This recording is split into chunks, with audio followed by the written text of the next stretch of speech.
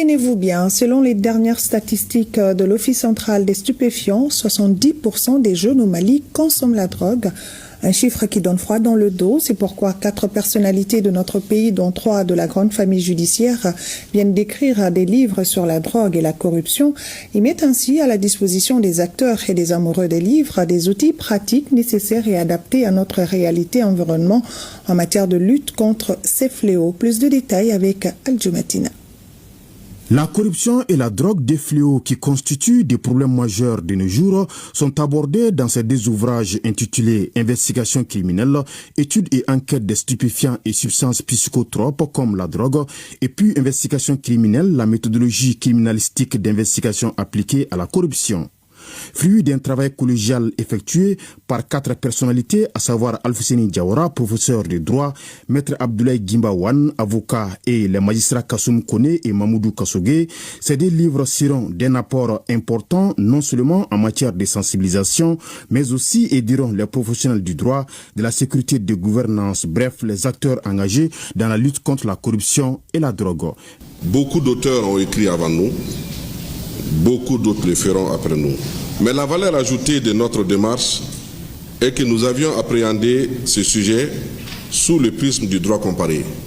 Au fil des années, la portée du problème de la drogue s'est développée au point où l'on estime que 2 sur 3 crimes commis sont généralement le résultat d'un certain type de crimes liés à leur utilisation.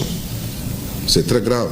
Cet ouvrage qui parcourt tous les systèmes d'enquête offre à l'enquêteur un outil lui permettant de se poser les bonnes questions, de prendre les bonnes décisions dans toutes les phases, avant l'enquête, pendant et après celle-ci. La lutte contre la corruption au Mali constitue aujourd'hui un enjeu fondamental, stratégique et vital pour la stabilité, le développement économique, la crédibilité des institutions publiques et la restauration du contrat social entre l'État et les citoyens. Dans un tel décor, nous avons estimé qu'il est plus que nécessaire de doter les acteurs de la lutte contre la corruption d'un outil permettant de mener une enquête efficace. L'atout essentiel de ce livre, de droit écrit conjointement par un professeur de droit, un avocat et des magistrats, réside dans la complémentarité unique des perspectives théoriques, pratiques et juridictionnelles.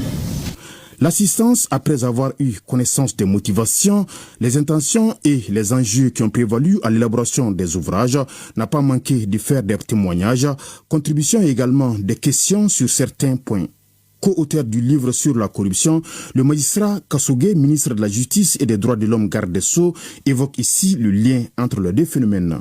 Aujourd'hui, dans notre société, la drogue et la corruption constituent 2 problèmes majeurs, problèmes auxquels nous sommes confrontés à tous les niveaux. La drogue est partout. Et cette drogue, pour qu'elle puisse passer et arriver au consommateur, elle utilise la corruption comme véhicule. D'où les liens entre les 2 éléments. La drogue sans la corruption ne peut jamais arriver au consommateur.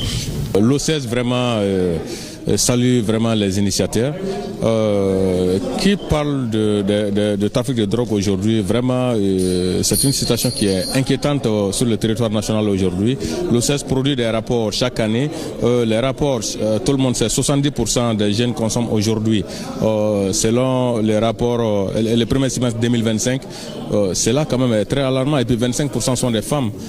Les initiateurs ont pris l'initiative de montrer qu'il y a un rapport entre la consommation de drogue, le terrorisme ainsi que le blanchiment des capitaux. Franchement, ce qu'ils ont dit n'est qu'une réalité. N'importe quel enquêteur qui a ces documents, franchement, peut s'attendre qu'il peut lutter efficacement contre le trafic de drogue.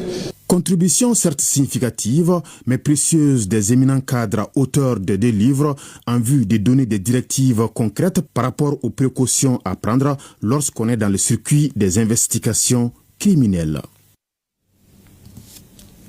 Voilà, selon les mêmes statistiques, sur les 70% des jeunes qui consomment la drogue, 25% sont des filles. Donc des livres à lire absolument et la sonnette d'alarme est tirée.